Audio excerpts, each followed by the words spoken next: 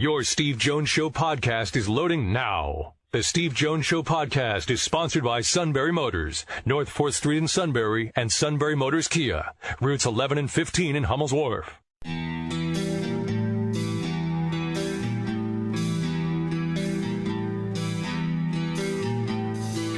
Sports talk where your voice counts. This is the Steve Jones Show on News Radio 1070 WKOK.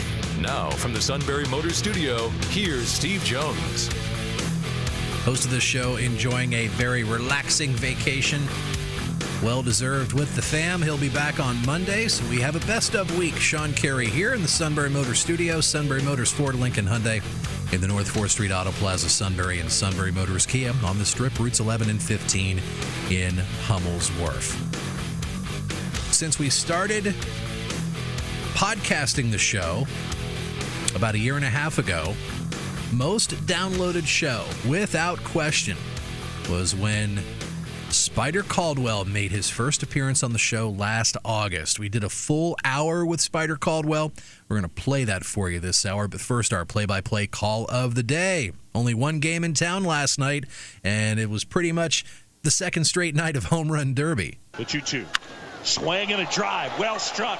Left field. Way back there. And gone! Alex Bregman gets the barrel of the bat to the ball. And it is 6-5. Pitch to Springer. He drives one right field. Kane going back. Kane looking. And that's gone. Back-to-back Astros homers. American League has added another, and it is 7-5. Boog Sciambi last night on ESPN Radio, and it was Alex Bregman, because of that home run in the 10th inning, received the All-Star Game Most Valuable Player. Bregman and Springer going back-to-back in the 10th, American League winning by a score of 8-6. 10 home runs, 10 total last night. A lot of strikeouts, a lot of walks, but with those home runs, it made it for a very entertaining All-Star Game at Nationals Park in Washington, D.C. Phillies will be back in action on Friday night at Citizens Bank Park. They'll crank up a 3-game series with the San Diego Padres. It'll be Friday, Saturday, and Sunday. Friday, Saturday, both are night games. On Deck will be on both evenings starting at 6:30. First pitch at 7:05.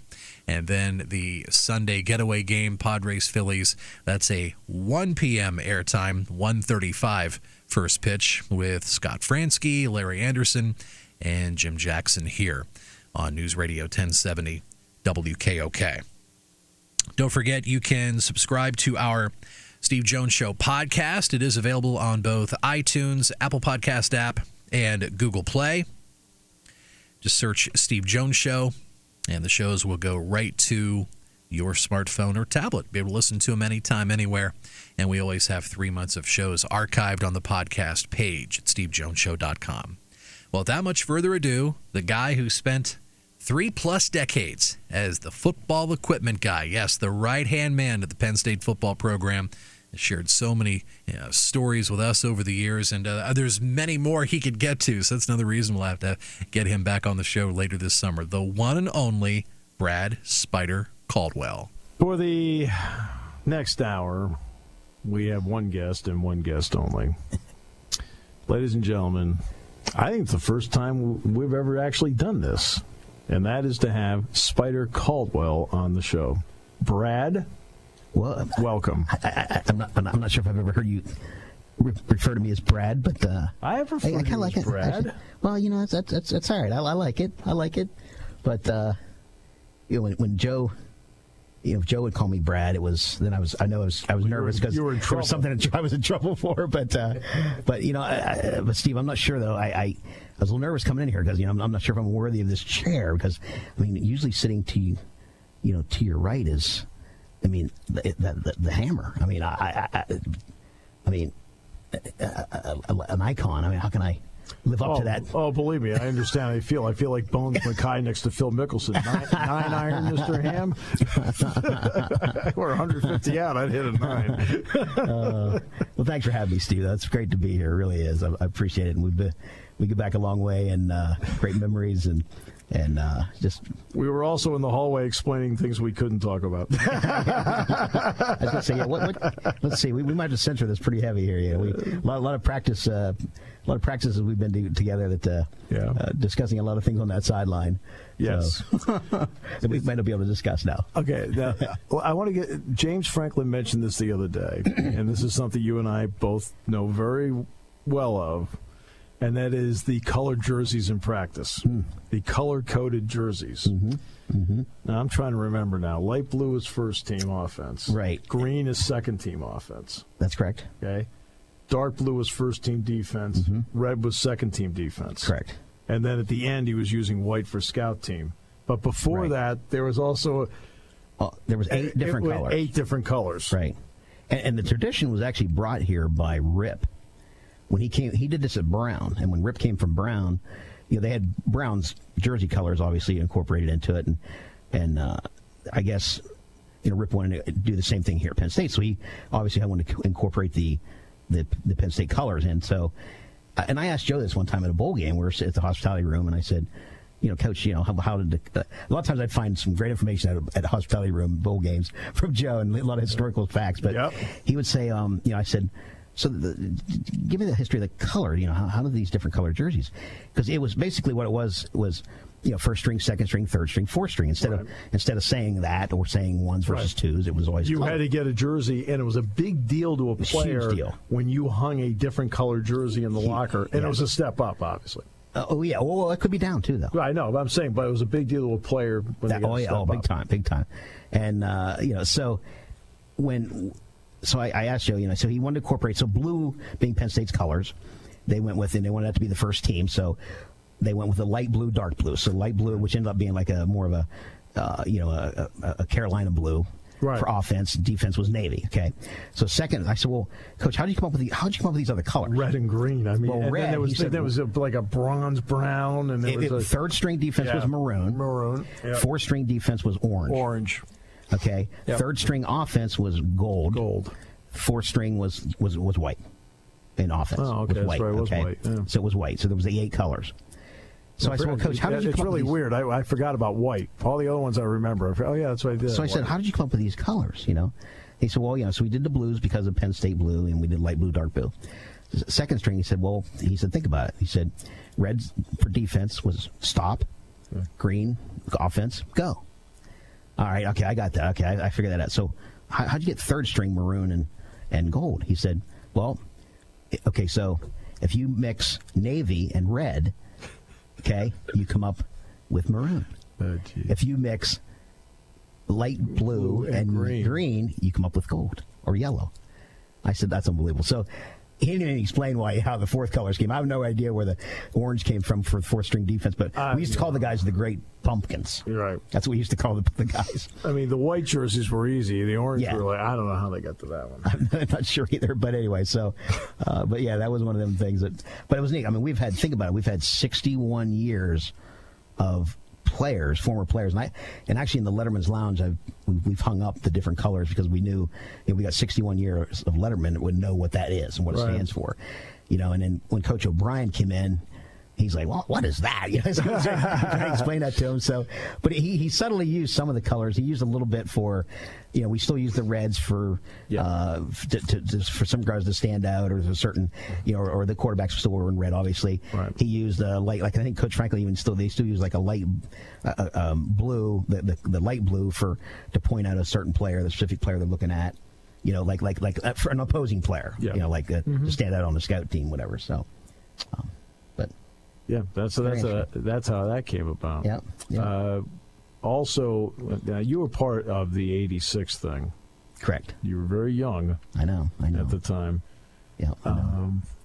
What was it like being around them every day, and what was the tension like as each week went? And it really, you have to almost go back to the '85 Orange Bowl, Steve. Yeah. We were an unexpected and undefeated season that year in '85. Right. And, coming off, in '84, we lost the last 3 games of the year. And we were actually invited in '84 to the Poland Weed Eater Independence Bowl. Yeah, and we also got an invite to the Cherry Bowl. Oh, the same. Okay. I didn't realize that. Yeah, okay. we got invited to the Cherry Bowl too. George, I think George Joe Pearl was so upset with the team back then. We could dictate. He's like, "We're not going. You don't deserve to go." So we 84. I'm doing the post game show with him. He said we played like a bunch of babies. Yeah, and right. I'm sitting there like, so okay. So we're coming off that season in '85, and we ended up going 11-0 unexpectedly, and played Oklahoma for the national title. And so so again, so that team. So after that game, after that loss, and we weren't ready. We really weren't ready to play Oklahoma when they had Brian Bosworth and Keith Jackson and Tony Casillas, great players they had, and So when we went to the next day, those fifth-year seniors on that team knocked on Joe's hotel room door and said, "Coach, we just want you to know we're coming back next year for our fifth year because we're not going to let this happen again." So since on January 2nd on, that team was on a mission. Mm-hmm. And that's what it felt like when that spring, and here's another thing, that spring is the first time ever Joe actually went to the seniors and he told them, "You don't have to practice. Right. Work on your studies." He gave them spring practice off. Never done that ever in my 31 years there, or 28 years with Joe. And because he trusted those guys so much that they would do, they would still take care of themselves and be ready. So basically they took spring off. And in that season, and then from day one, from preseason camp, that team was on a mission. So each game, the tension would build as we're still winning and we're getting closer. And if you look back into history, we had some barn burner games that year. Yes, some nerve wracking. We could have really, lost a couple too. But the team Joe always felt you could will a win, and I really feel like there were so many times he knew we had the chemistry. Even when we don't have the great talent. I mean, you compare that with the Miami team we played in the championship. They were so much more talented than we were. But Joe would walk up and down the sideline saying, "Okay, who's going to make the play? Who's going to make the play?" He'd say that. Mm-hmm. You were there. Yeah. You'd be walking him. That's exactly what he'd right. say. Which one is going to make a play? And it was such a pleasure to be at. And then when we went, be part of that. And then when we went to the Fiesta Bowl and started practicing, it's the only bowl. Fiesta Bowl is still my favorite bowl. I love the bowl, the atmosphere and what they do for hosting you for the week. But I didn't enjoy that particular bowl because I didn't even remember any of the functions. I don't remember any of the dinners. It was just we were so nervous and so concentrating on that game. Here I am, the manager, and I'm nervous, and because all you could think of was that game and the atmosphere, because it was the first time a game had ever been moved to January 2nd. But by itself. But he told the team on the 31st, "Okay, we're not practicing tomorrow." Mm-hmm. Remember that? Yeah, I do now. So we're not practicing tomorrow. He says, "You're ready. We don't need to practice." Mm-hmm. And I just never saw a bunch of guys who were so focused and so committed to each other. It was a really special team to be part of, and I still think it isn't one of the best, one of the most watched college football. It is it's still the highest rated game ever. One of the highest rated games ever. Yeah, it was something to be part of. And then a funny note on that story, on that game at the end when Gifto made the interception. I'm on the sideline. My in the eruption of jubilation, my glasses flew off. Okay, in the celebration, and I'm blind as a bat without my glasses, and I'm like, oh no, what do I do? And I'm just picturing them getting trampled, and I'm done. I wouldn't be able to see anything, and I'm like, what do I do? And so I get this little tap on my shoulder. And I turn around and it was my glasses. And somebody found them or saw them fly off, so I put them on. And here it was David Hartman from Good Morning America. He handed me my glasses. I'm like, hey, that's pretty cool. So, thanks, Mr. Hartman. I really appreciate that. So, then that locker room atmosphere after the game was just, people say, well, what's your greatest moment at Penn State? I mean, I try to separate my student years because I was a student. I was still a senior manager. I was a student manager. I was a senior that year, head manager, right. And I kind of separated. But overall, for the 31 seasons, that was still one of the most special, if not the most special moment of my history, my life. When Tim Shope decided to retire and you were elevated, correct. What did that mean to you? That they felt you could do it. Well, I grew up only an hour west of here in Clearfield County, and we'd come to games as a kid.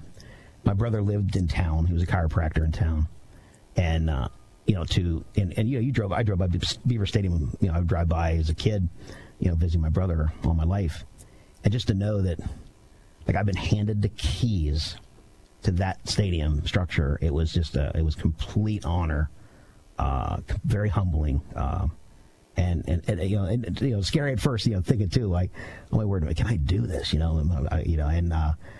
But just a really, but I felt, but I was excited. I felt ready. I felt, I've been, Tim Shope was so gracious to let me really do a lot of hands-on stuff, even when I was a student, and I felt ready to do it, and I was excited for it. But it is a lot of responsibility. You're the first there in the morning, and you're the last to leave at night to lock up, and all the logistics of taking care of everybody, and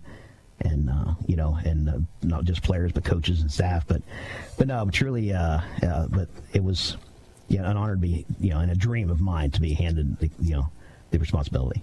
Thursday night meant polishing the helmets and the shoes. Yep. Okay.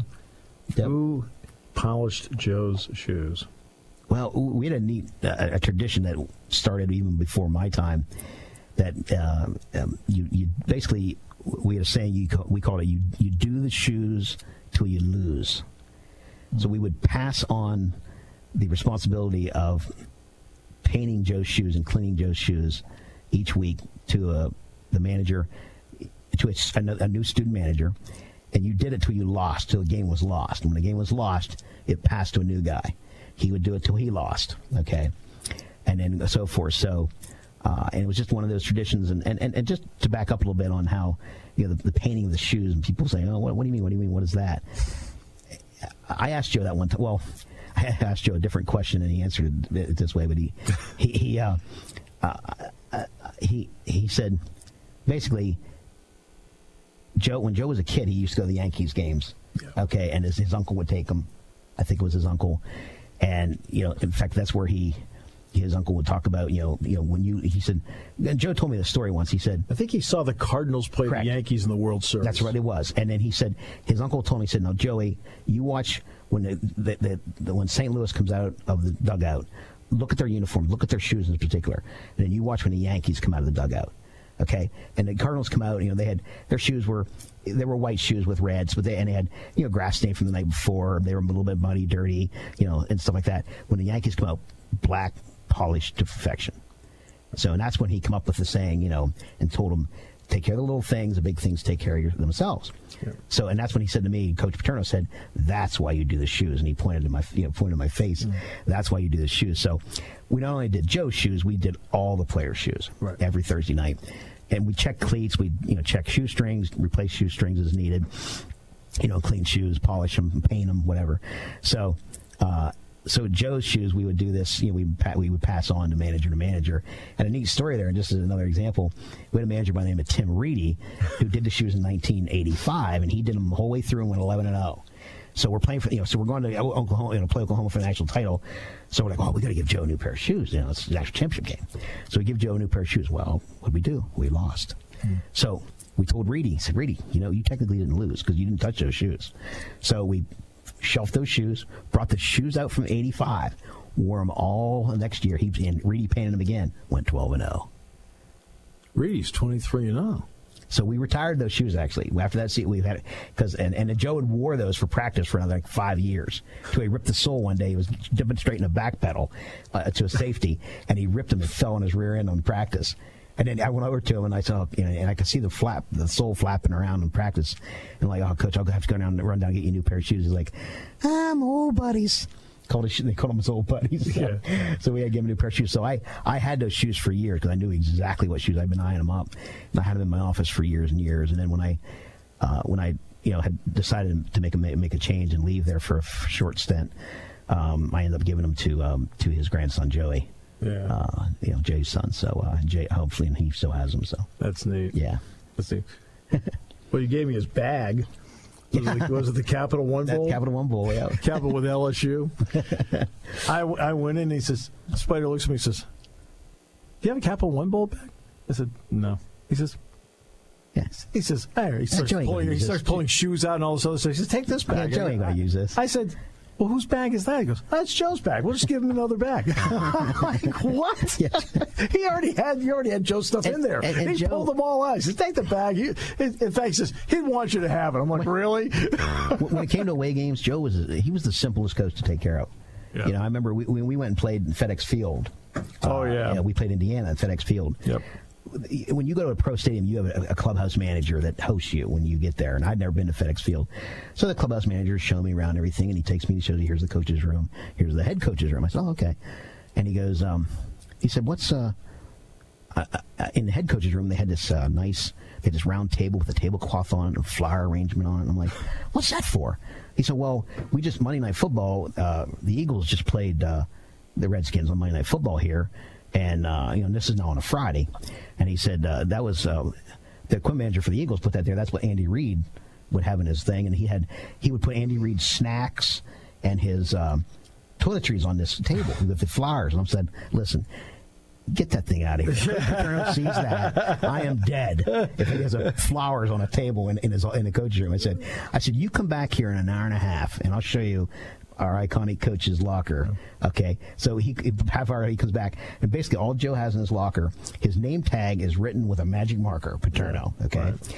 Okay, and underneath on a 5x7 index card, basically that's blue. He had his raincoat and his windbreaker. We had hanging in there because there was a chance of rain that day. Right. And then his iconic black shoes painted up with his. We used to take his white socks and we'd roll them and put them in the actual shoe rolled up. That's it.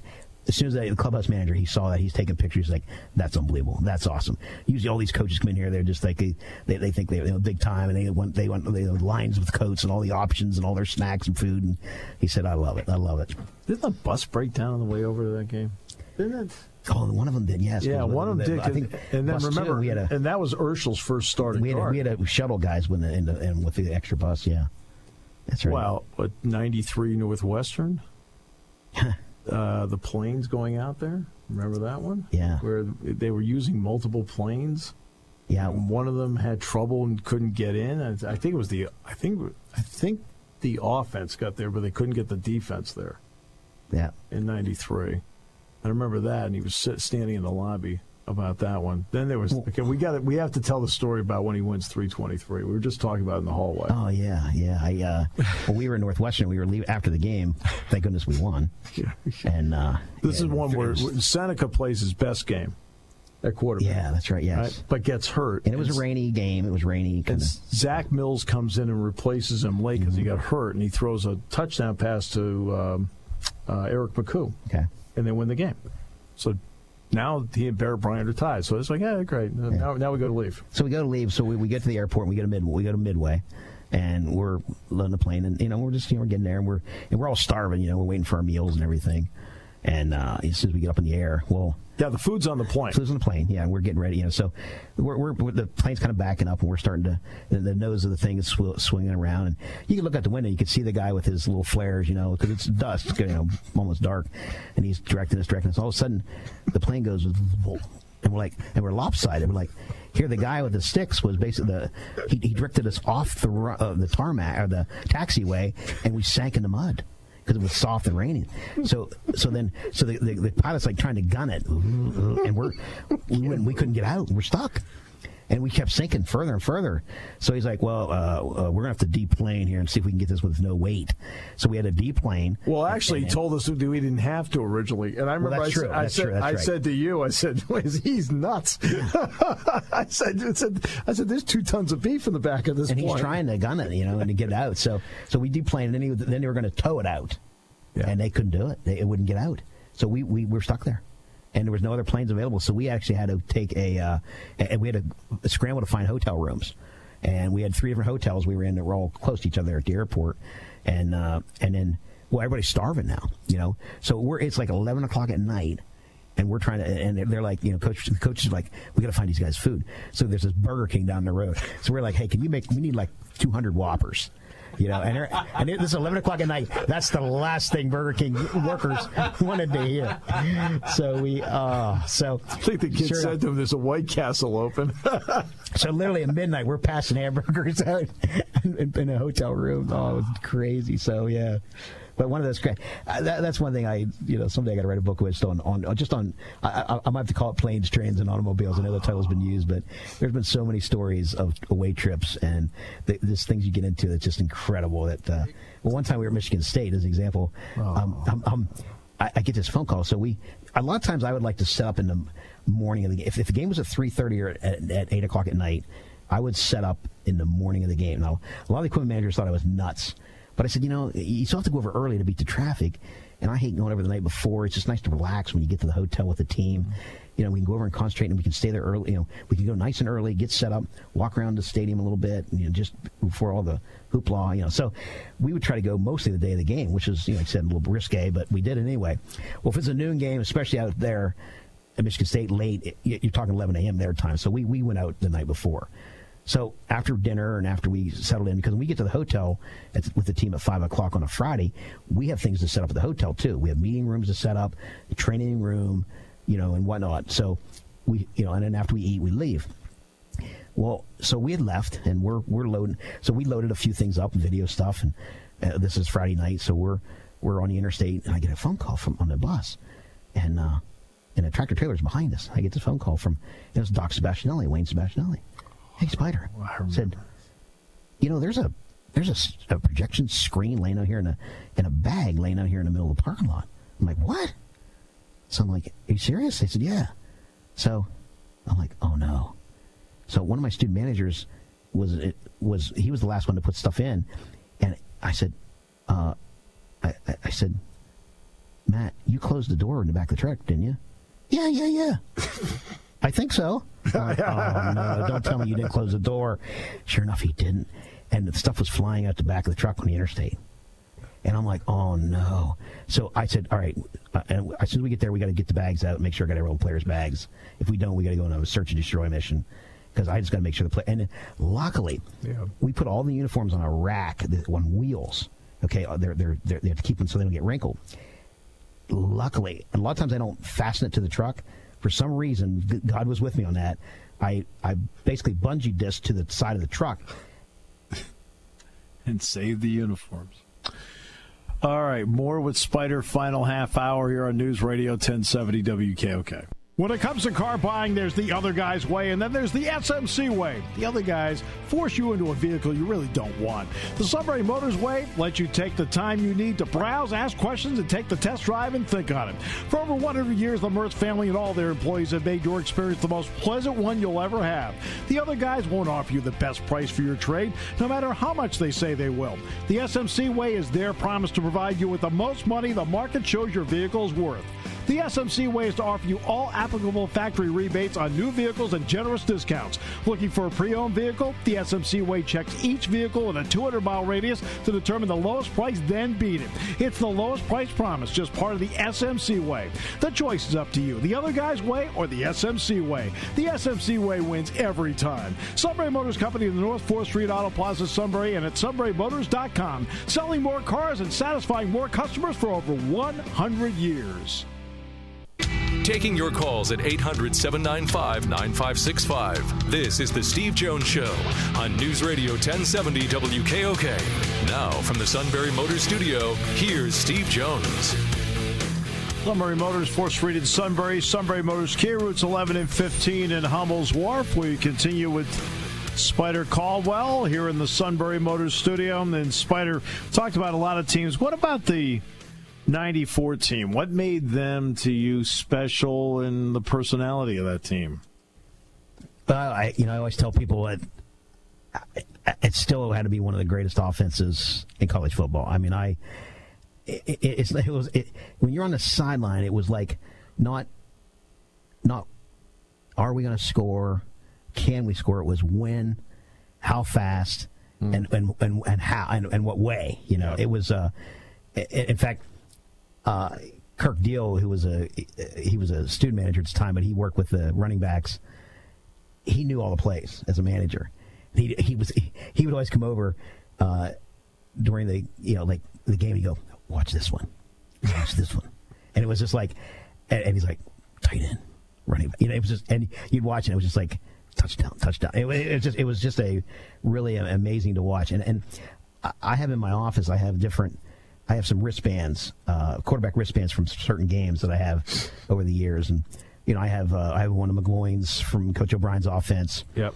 I've got Michael Robinson's from the Orange Bowl game in 2005.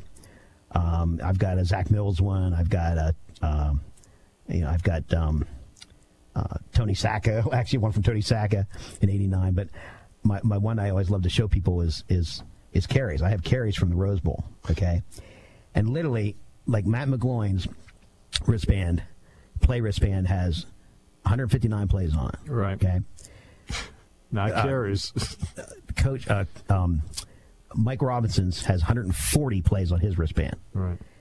Carey's wristband has 10 plays on it. 10. And it's like typewriter written, basically, or word processor. Right. And it's just, and I showed Wally Richardson, who's the director of our Letterman's Club, whose office is beside mine in the stadium. He looked at it, he goes, yep, oh yeah, that's mostly our goal line plays. He said we just, we had plays that were coming in and out with the tight end or the wide out, or we were allowed to call some of our plays, and we just, those were mainly goal line plays. And but it just goes to show you, like, you didn't have to be complicated, because after the game we had players, and when we're shaking hands with opponents, they'd say, you sons of guns, we knew exactly what you were going to run. We couldn't stop you. And it's just, it was 11 guys doing exactly what they were supposed to do on every single play to perfection. And it was really just a joy to watch those guys.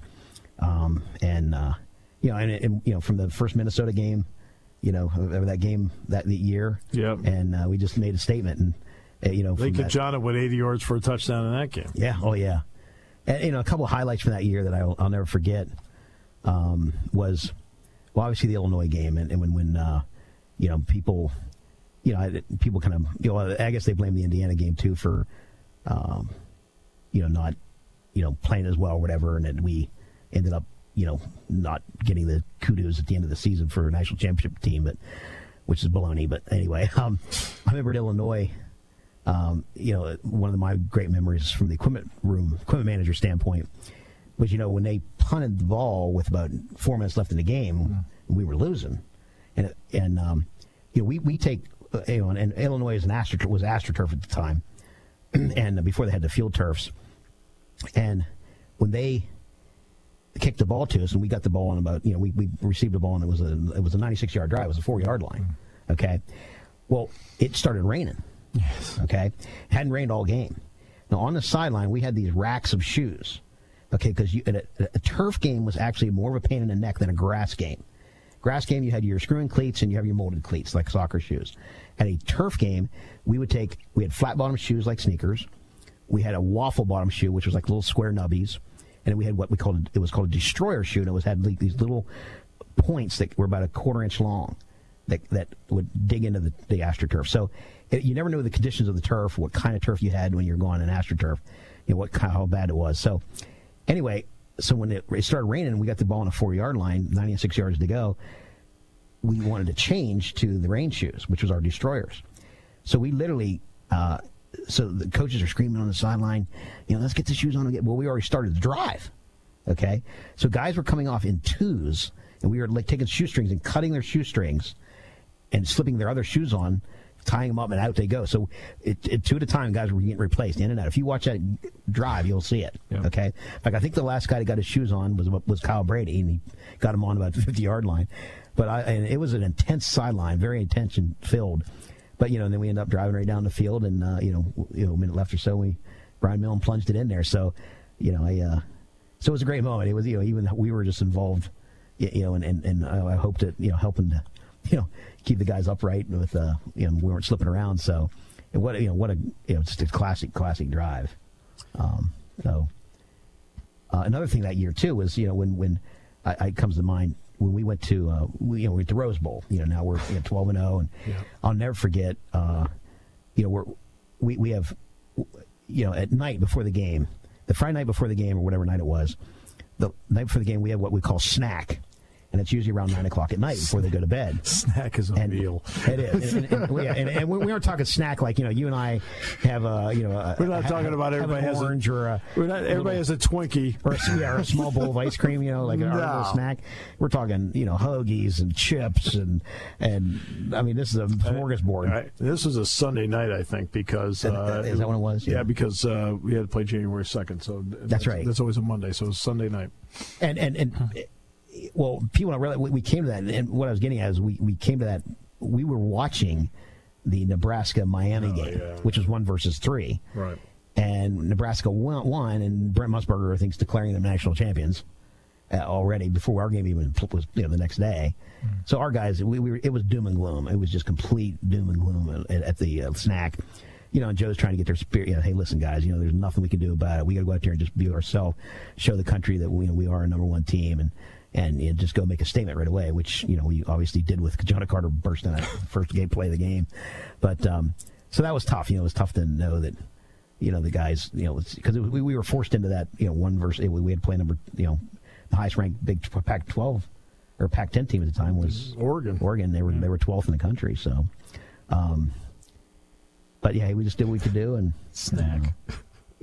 Snack. But yeah, snacks. And a lot of times too, people don't realize, like, a lot of you hear about the locker room speeches and stuff like that. Some of the most classic speeches are really the night before. The snack speeches are really special. We've had some classic ones there, and because the day of the game, everything's just so boom, boom, boom, boom. You're so under such a time restraints, and everything just is so the timed and everything that you just don't have very much time to give a great lecture. So you'll just do the last couple of last minute hurrahs and that. But right. But those snack speeches are the big time speeches. Well, I'll tell you about one it was Notre Dame USC, and you and I both know that the two locker rooms at the Coliseum are right next to each other. Yeah, right. They're right next to each other. So Faust was the coach at Notre Dame. And he's going on and on and on about Notre Dame tradition, Heisman Trophy winners, national championships, Rockne, Lay, Parsegan, tradition. Four horsemen. 4 horsemen, the whole thing, right? Hey, he's done. Notre Dame goes charging on. USC sitting in there listening to it. John Robinson gets up. He says, well, here's one tradition he didn't tell you about. They never beat us here. Let's go kill them. That was his whole speech. Yeah, that's true. That's great. Here's another tradition he didn't mention. They never beat us here. Let's go kill them. Well, this went fast. We done? I'm sad. You're the first guest that's ever said that. Most of them, I'm just getting started. Most of them are like, I'm getting closer to leaving now. I think we're going to have him back. Anytime, my friend. Anytime. Being with you, my good friend. It's always an honor. My good friend. Thank you, sir. It's like a brother to me. He's very special. So. And now, with a great job up there, working with Bobby White and those guys. Yeah, I'm enjoying it. I work in Beaver Stadium and in charge of special events and some maintenance and upkeep of the south end zone and the suite area and the club area. Working with Bobby White and really enjoying it. I miss the day-to-day contact with the players, and I miss working in the equipment room and really love the passion for that. But it's a nice change after 31 years of doing dirty laundry and hours from hell. It's been a nice change, and I'm still connected and can go over anytime. And I appreciate Coach Franklin still involving me with stuff like taking the names off the jerseys, stuff like this throwback uniform and stuff. And I really appreciate him still even leaning out to me and having a little bit of a say. And it's been a real honor in that regard. Spider, thank you. Your station for news, weather, business, and CBS Sports Radio. News Radio 1070 WKOK Sunbury and on WKOK.com.